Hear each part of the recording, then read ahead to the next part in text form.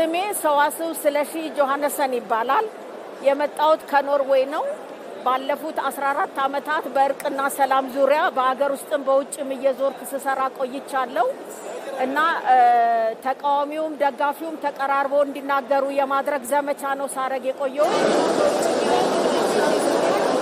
ከስምንቱ አጀንዳዎች በሰላም ግንባታ ውስጥ ነው ያልኩት። መጀመሪያ ላይ ሳየው የማይተዋወቅ ህዝብ ከሀገር ውስጥና ከውጪ 4000 ህዝብ ተሰብስቦ ባለበት እንዴት እንግባባለን፣ በምን ቋንቋ በምን አይነት ሁኔታ እንቀራረባለን የሚል ስጋት ነበረኝ።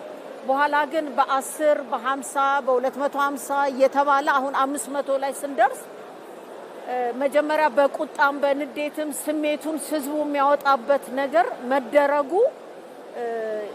ሁሉም ወከልኩት የሚለውን ህዝብ ብሶት ይዞ ስለመጣ ያ እጅግ መልካም ጅማሬ ነበር። ከዛ በኋላ ግን እየተቀራረብን ስንመጣ ወደ ቤተሰብነት ስሜት ውስጥ ነው የገባው። በተለይ በሰላም ግንባታ ዛሬ የኢትዮጵያ ህዝብ 99.9% የሚፈልገው ሰላም ነው እና በዛ ግንባታ ውስጥ ያደረግነው አካሄድ እጅግ ከሚገባው በላይ የሚያረካ ነበር።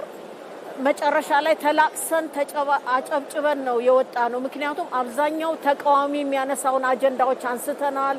በጫካ ያሉ ወገኖቻችን የሚያነሱትን ጥያቄ አንስተናል። ከመንግስት አኳያ የሚነሱትን ጥያቄዎች አንስተናል እና እነዚህ ሁሉ ለሰላም ግንባታው አስተዋጽኦ ያደርጋሉ ብለን ስላመንን ተስፋዬ ከዚህ ጉባኤ ውስጥ ለትውልድ እና ለትውልድ ምድሩ ፈውስ የሚሆን ነገር እንደሚወጣ ትልቅ ተስፋ አለኝ። እኛ ጋር የተፈጠረው አሁን ያለው አዝማሚያ ወደ ህዝቡ መውረድ አለበት። ያኮረፈ ህዝብ አለ፣ ወደ ጫካ የገባ ህዝብ አለ፣ በውጪ የሚጮህ አለ። እነዚህን በሙሉ ልጆቻችን ናቸው። እነዚህን በሙሉ አይዟችሁ እንደምታስቡት አይደለም፣ አገሪቷ ላይ ያለው እንደምትሰሙት አይደለም፣ ኑና ሞክሩት። በቃ አያዋጣንም። ያልሞከርነው የሰላሙን መንገድ ብቻ ነው እስካሁን ድረስ።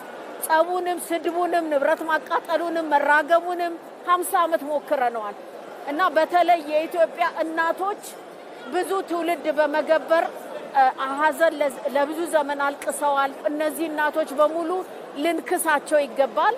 አሁንም ለእርቅና ለሰላም ነው መጮህ የምፈልገው።